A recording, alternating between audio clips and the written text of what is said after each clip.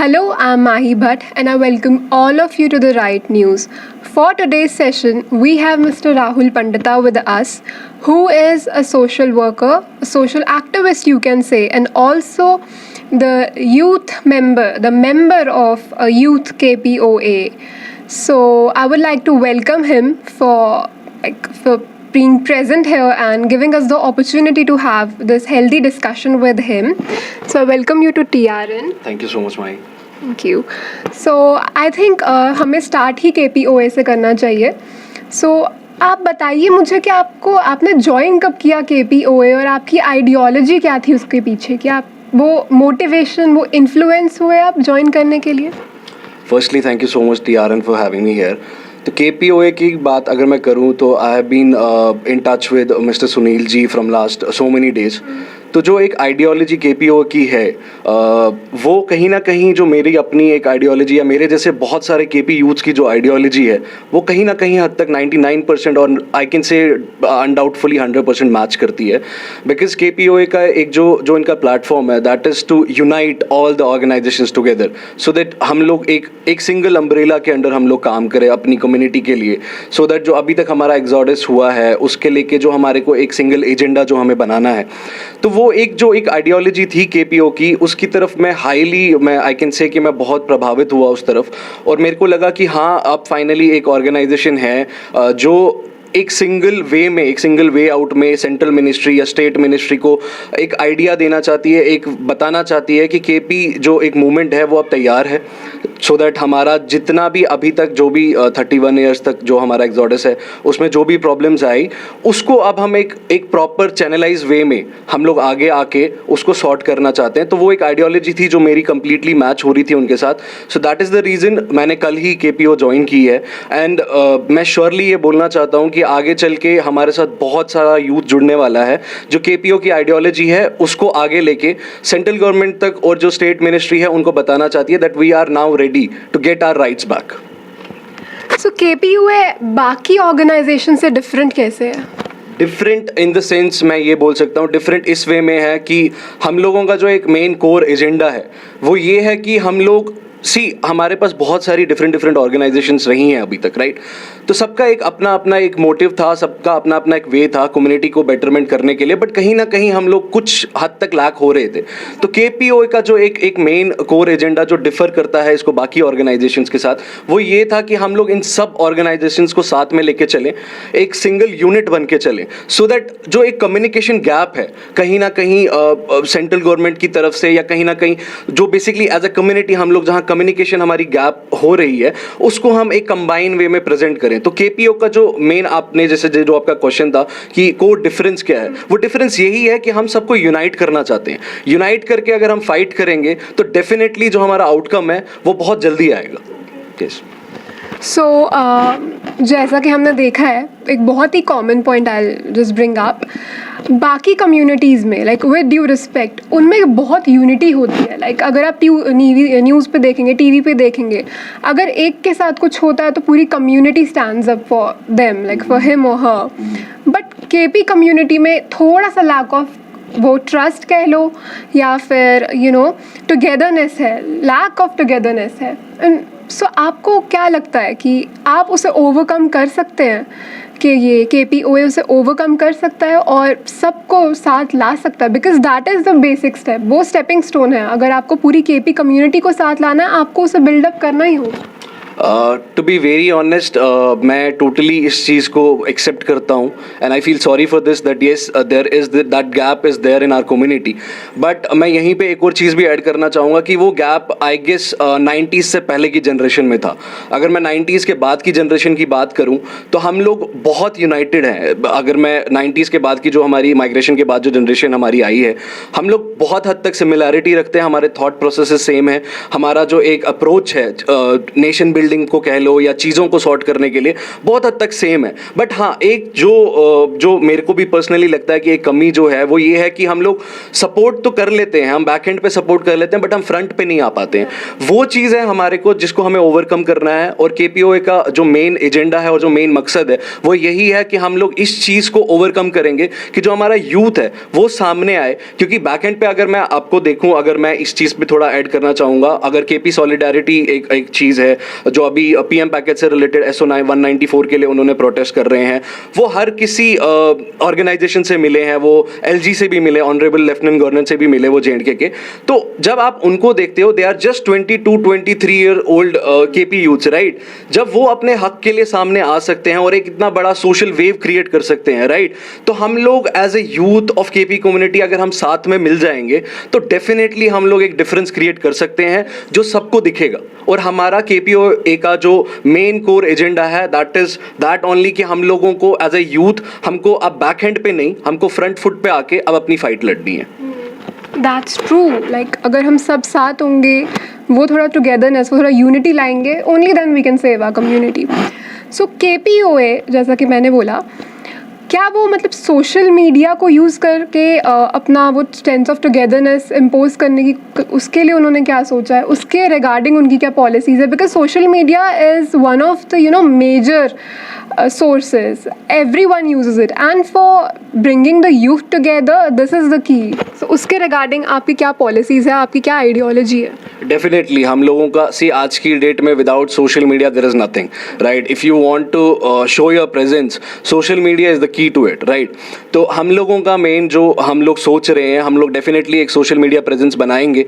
हम KPOA की एक प्रॉपर जो हमारा ऑलरेडी हमारा पेज एग्जिस्टिंग है, बट हम एक यूथ विंग का भी बनाएंगे और हम उसको भी ऑल ओवर इंडिया, ताकि जो उसकी रीच है वो ऑल ओवर इंडिया ही नहीं ओवरसीज़ भी जाए, राइट। तो हम उस चीज़ पे डेफिनेटली फोकस्ड हैं। हम लोग सोशल मीडिया की जितना भी हम उसका प्रेजेंस में हम आ सकते हैं वो हम डेफिनेटली करेंगे और हम उसके towards we are working towards it.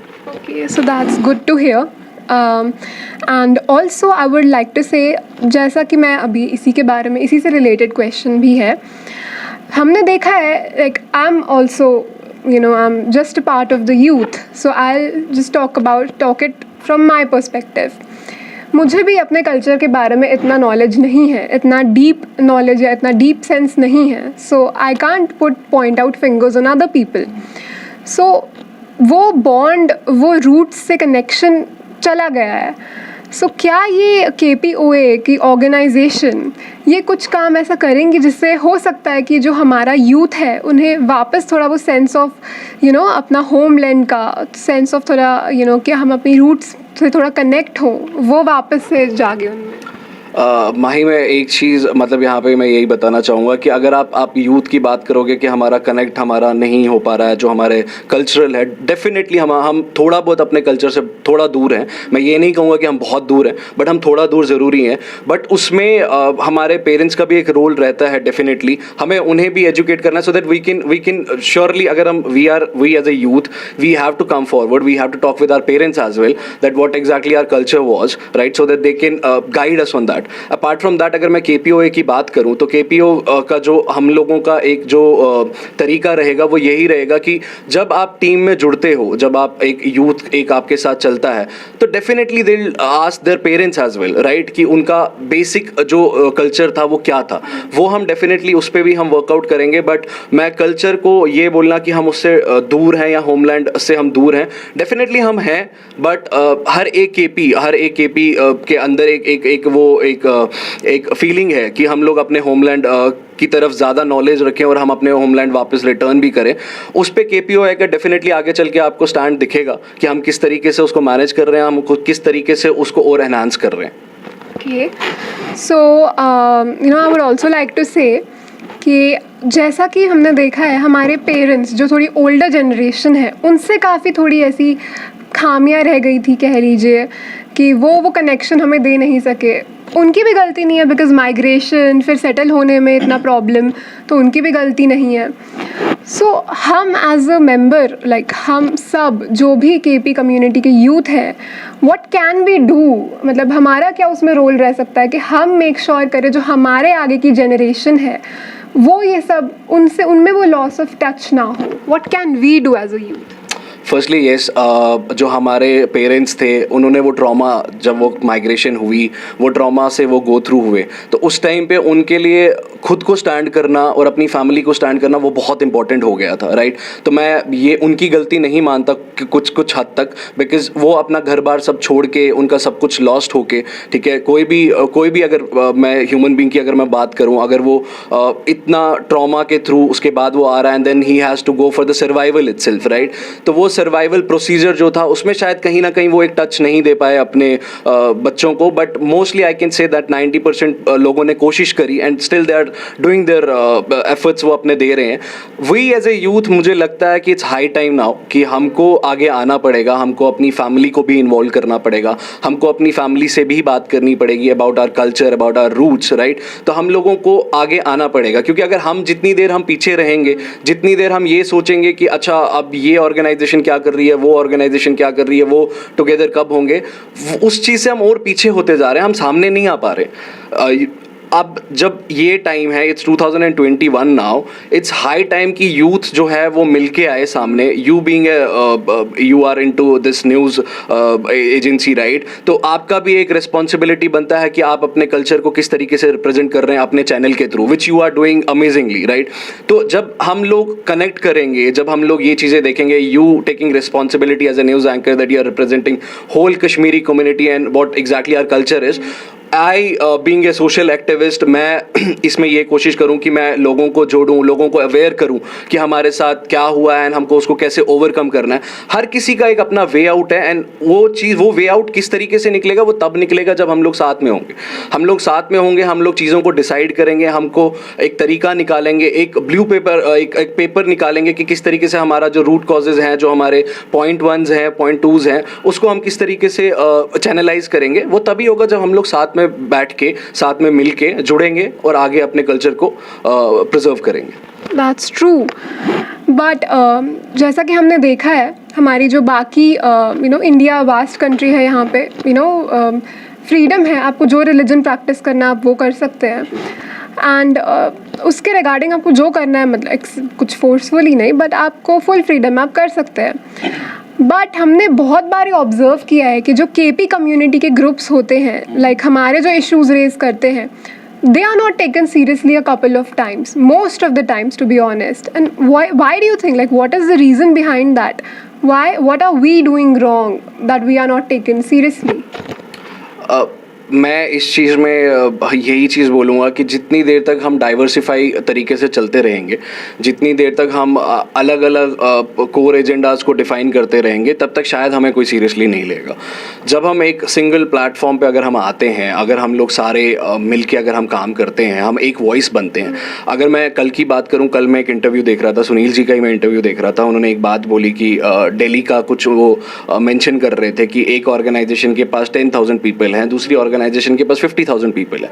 But जब वो जा रहे हैं, अगर वो किसी भी नैरेटिव में, किसी भी पॉइंट ऑफ व्यू में अगर वो अपनी बात रख रहे हैं, यहाँ पे 10,000 लोग बोल रहे हैं, वहाँ पे 50,000 बोल रहे हैं, अगर वो 50,000 और 10,000 मिलके बोलेंगे तो that will definitely create a difference, right? तो हम लोग जितनी देर तक हम लोग डाइवर्सिफाई रहेंगे, जितनी देर तक हम अलग अलग चलते रहेंगे, शायद तब तक हमारे को कोई सीरियसली नहीं लेगा. किसी भी मैटर में, वो कोई भी मैटर हो, तब तक शायद हमें कोई सीरियसली नहीं लेगा. The day we will come together in a single platform, on a single platform, उस दिन डेफिनेटली जो वो एक वॉइस है, जो एक गूंज है, ठीक है, जो एक एनर्जी आएगी. जब आप 10,000 लोग की जगह आप 60,000 लोग जा रहे हो, आपको पता है कि आपके जो लीडर्स हैं, जो आपने चुने हुए हैं, वो अंदर जो भी बात कर रहे हैं, वो कम्युनिटी के हक की बात कर रहे हैं, वो आपकी हक की बात कर रहे हैं, एंड आप लोग बाहर स्टैंड हो उनको सपोर्ट करने के लिए, तो डेफिनेटली सब लोग आपकी प्रेजेंस को महसूस करेंगे और आपको सुनेंगे. अगर तब तक हम डिफरेंट ग्रुप्स लेके चलेंगे, जहाँ 10 लोग चल रहे हैं, 50 लोग चल रहे हैं, 1,000 लोग चल रहे हैं, तो शायद कोई भी हमें सीरियसली नहीं लेगा. That's so true. So the key is, जब तक हमारे अंदर वो खुद का conscious नहीं जागेगा that we have to come together, we have to raise our voice, in a single manner, in a single same direction, तब तक we are a lost cause. It's not wrong to say that. Yes. So thank you so much. I would like to, thank you once again for being with us today.